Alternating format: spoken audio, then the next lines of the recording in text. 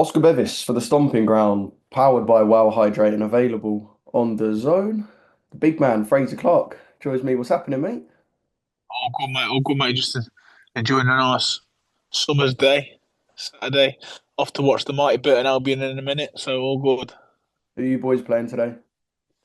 Yeah, I don't even know. I don't even know, mate. I've just been invited hospitality with the kids, so we'll go down there, innit? The life of the champ, I get it. Mate, I rung you yesterday and it seemed like you was, I don't want to say out of breath, but you've obviously been putting yourself through your paces. Fight this time next week, or Sunday next week. Is all the hard work done now for next week? Yes, mate. We're just doing a bit of sharp stuff now, a bit of fast stuff. Sparring's finished yesterday. We did some nice short work, some reaction work. Um, Went over a little bit of game plan and some short pads. So yeah, it was great. You caught me straight after the session. I was just about to have a stretch, but yeah, man, I feel good. Does October feel like a long time ago now? Yeah, it feels ages ago, mate. Like I'm a guy that's the majority of my career has boxed regularly.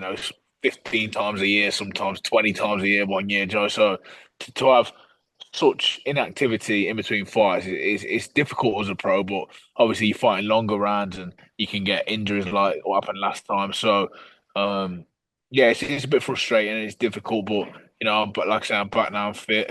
Let's get this one out of the way, and then I'll sit down straight away, have a conversations, and hopefully push on and keep busy. Yeah. What are you expecting from Ebenezer Tate? Obviously, had a little dance with Dillian last time out. What are you expecting him to bring to Birmingham? Yeah, well, and he's erratic. That's definitely one thing, and he's a tough man, and he's proud. You can see that, he doesn't come to sit down or doesn't come to roll over. Since Dylan White, he fought Sergei Kuzmin as well. He had a really good fight there, competitive fight. Um, and his record speaks for itself. He's a tough man who comes to win. So I'm expecting a hard night's work. I wouldn't like to come. I know after my defeat, people keep saying, "Oh, you could have took a way easier fight." I don't see the point. The level I'm at, like I say, the defeat was over that quick. The fight took nothing out of me. Obviously, I got injured, but other than that, I was flying. I was fresh. So I didn't see the point coming back to bowl someone over in 30 seconds. Do you know what I mean? So I thought, we'll come back to a good challenge, and this is the kind of man that gets you out of bed.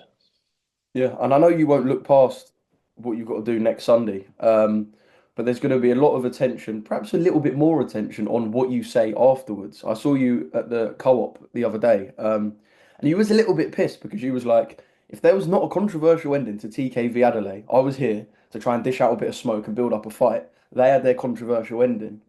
Let's just skip to next Sunday. Say you win the fight, you look good, you knock him out, whatever. Yeah. What comes out your mouth on Sky Sports? I mean, I think naturally, like I say, I've been in boxing, pro boxing a little while now, and I feel like the way that pro boxing is going, there's a lot of people who doing a lot of talking and a lot of stuff's coming out of the mouth. So I'm not here to do anything in a disrespectful way, but if I have to get the noise that's needed to create a fight with the winner of TKV and Adelaide, then I do that. I've got a weird respect for both men. I've had my moments with both of them. Um, but listen, we're all competitors. We're all in the division. I'd love to fight the winner of their fight. They have to fight again for me. Even though ideally I would have won on Sunday, preferably, and then I would have boxed the winner of that straight away. And the way it was going, it was going to be an easy one to make because TKV was winning the fight, and we're both with boxer, so it looked like it was going to be quite straightforward to make. This is a little bit of a spanner in the works. The fact that I've still got a fight yet.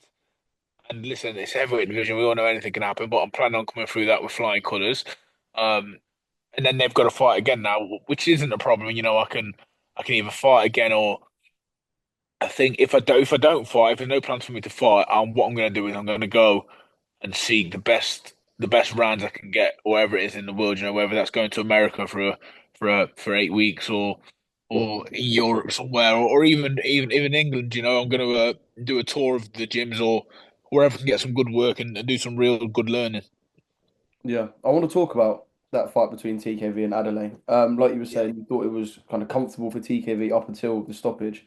Impressed with anything you saw from David up until that left hook?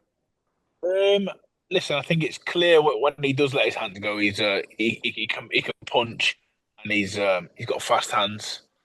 But other than that, not really. No, I think TKV was winning the fight comfortably by not even doing anything super impressive. I think his jab was really good.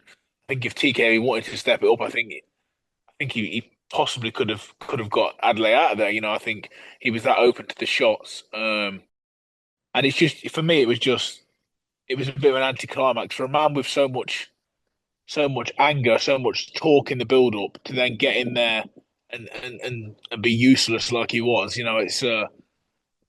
It's embarrassing for me. Like he's got all that talk. Be up in front of the camera, and then to get in there and perform like you did, you've got to back it up. Um, but listen, it is what it was. When he finished him well. So I give him credit for that. Yeah, what did you think of the controversial moment? Obviously, the ref seeming to pull TKV's arm. I know there was people saying the ref shouted break. Barry Smith was raging at the back, said the ref lied to him. Yeah, What was your take? yeah, and you would be if you're Barry Smith and you're his trainer. I mean, if you're TKV and Adam Booth, you I've seen a few videos that they've put out, and there's one where TKV hits David when they're in the clinch, and he says, "Look, I did the same. Well, it's different because when TKV hit him, the break wasn't called. When Adelaide hit TKV, the break was called twice. Now, I'm not saying that's David's fault because instinct sometimes, you're in a fight, that sort of happens. Now, I do think the referee has to when you're a referee in a heavyweight fight, yeah, you should know you got to put yourself on the line a little bit. You've got to get in between them two big boys, which isn't going to be something anyone really wants to do. They probably don't get paid enough to do that, but unfortunately, that's your job. So you've got to do it. But listen, obviously when he hit him with that shot, a left hook, it was a big left hook, and that really did change the fight. Yeah, well, guess what? It builds a big rematch. We saw what the board said on Wednesday, so look forward to seeing them to Yeah. do it again, hopefully in a more entertaining fight. I need to reference something David said in an interview with Box Nation. He said Frazer's still finding his feet, and that you're boxing his uncle. With your Olympic pedigree and your standing in the sport, I take it you felt perhaps a bit disrespected by hearing the finding his feet comment. I'm not. I didn't hear it. That's the first time I'm hearing it now. But Sorry honestly, to be the shit no, stirrer. no, no, no. It's fine, mate. That's your job. You got to do that. But it's like sticks and stones and all that. And David is quite apparent what David is best at doing is talking. Um, he just. I was watching the other day. I was watching 8 Mile, and he really reminds me of the Papa Doc, the one that Eminem clashes at the end. His parents got a real good marriage, private school, and all that. Adelaide gives it this big, I'm this rough, tough, hard talking, hard fighting gangster. I seen him there, mate. I seen his parents and his family. They were sitting a few rows behind me. Really nice people. Comes over all nice and all this and that. And as soon as the camera comes in front of him, he thinks he's 50 Cent. He's more like 50 pence, mate.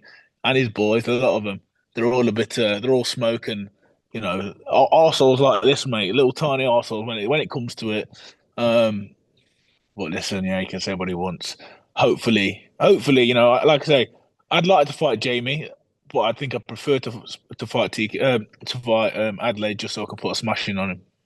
Yeah, I mean there was TKV referenced it, and I know David said a bit back as well. This whole kind of I don't want to fake gangster build up that TKV was referencing and kind of bits He's like that. correct. He's absolutely correct, Oscar.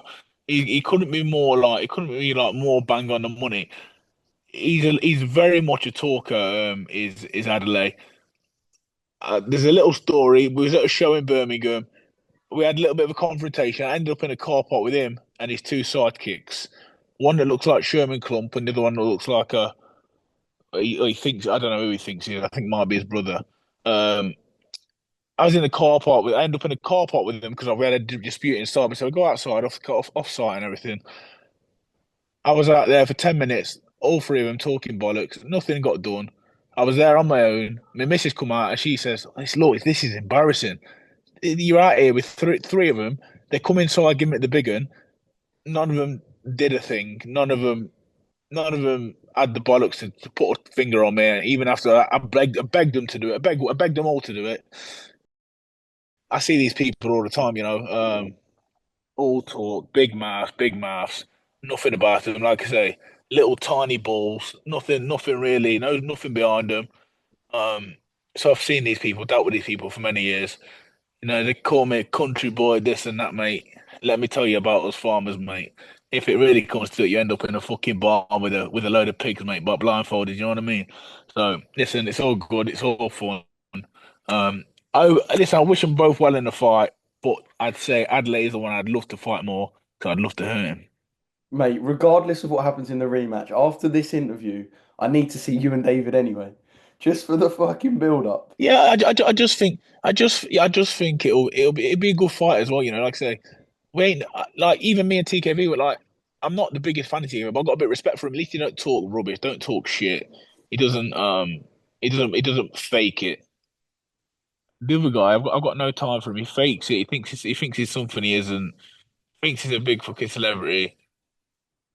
Oh mate, and it broke my heart as well, mate. See him walking around Old Trafford. Oh my God, what's he doing there with my teammate? Do you know what I mean? Like, and you know what the funny thing is, he was actually the box that I sit in. He was in the hospitality behind it, but I didn't go on the game last week, which What I was probably a gonna good say, thing. what would have went down? What would have went down? No, nothing really. Like we try and keep it professional, but we An like I say, unarranged stadium fight. yeah, literally, we clearly don't like, we're not biggest fans of each other, but it ain't that deep, but. We'll see in it. We'll see when it comes to it. I just want the best fights, and I think the build up, and I think the fight will be a good fight. And when he says talks about still fighting his feet, man, we're at the fucking same. We're at the same level, aren't we? You can't. There's no being stupid and thinking that Adelaide's at a different level to me because he just fucking isn't. And anyone in boxing will clearly know that. I mean, I heard who told me. Someone told me that was it, I think Adam Booth said he'd only trained something that was world class or had potential to be world class. I like Adam Booth and but I think his judgment's way off on this one because I think he's fucking garbage, mate. Absolute dog shit. Well, there we go. Praise. We'll move on swiftly to I just want to get your take on Jarrell Miller. Um, Obviously done the Norwich thing, which you done when you fought Fab. Hey, trendsetter, mate. Copycat. What did you make of the way he turned up on just complete? It looked like it really didn't take much to set him off. He turned up on absolute smoke. It was a small stage anyway, and you've got a £300 man up there just looking to kill anyone in sight about this dish track. That what did you make of that press conference? Well, I heard the track on Saturday night. What was it? When was it? I didn't hear the track. I could just get hearing the Fabio in the track, but I didn't listen to it that deep to hear the stuff about Miller. They were obviously listened to it, and he took offense to it. So he wasn't happy at all. Wasn't a happy boy at all, was he? But again, he's done his job. He's sold the fight, and do you know what I mean? Like everyone involved is actually buzzing, with the outcome of that. So it's at Portland Road, and they're gonna have to sell some tickets, aren't they? So fair play to him. He's done his job well. Yeah, do you think it's one of them where people are going, "Oh, it's not good for the sport, it's disrespectful," but secretly rubbing their hands behind the cameras? Oh, of course they are. Stu. We know the game. It wasn't that bad. You know what I mean? Like, was it half a slap sort of thing? And listen, Jerome Miller's £300, and I know there was some big security guards around him. But if he really wanted to get to Fabio, I was looking at how close there was to each other. If you want to have a good grab of someone, he could have got to him, no problem. Do you know what I mean? So again, it makes me think how much is behind it. Is there any real weight behind it? But yeah, they don't like each other clearly, and Fabio, I can tell you this firsthand. He's got something right. He's the master of winding people up. He's a proper wind up. He can really get underneath people's skin. So I think they've both done their job there, and fair play to him. I think it's a good fight. I think it's. I hope it's not a fight that is not overlooking like Baby Miller's like a walk in the park. Because I watched the other day his fight with Ruiz, mate. When he turns up, he's really really a handful. Um, and a good fight. I'm looking forward to that one. It should be a brilliant fight and a brilliant night at Portman Road. Fraser, I appreciate your time. Enjoy Burton today. I will see you next week. Just the final one. What does from now until I think fight week starts on Thursday, maybe? the next few days entail for you as you get closer to a fight night? Just a lot of relaxing the next few days, mate. The weekend, we're gonna have my feet up, and next week it's all about sharp stuff, some recovery, a lot of stretching, just keeping my mind in the right place, mate. Trying to stay away from everyone. So, if my phone's on airplane mode, mate, I'm sorry, but I'll catch you all in the fight week. Just concentrating on my job because that's the main thing over the next 10 days or whatever it is. It's knowing what I've got to do and performing because after last time, I'm looking to bounce back. Yeah, well, I feel very honoured that you picked up the phone to me yesterday. So, Fraser, I appreciate your time. Always my brother. You're the Always man. my brother, and I'm gonna donate to you running the London Marathon as well, mate. So well done to you. Big up for that. It's brilliant. Well done.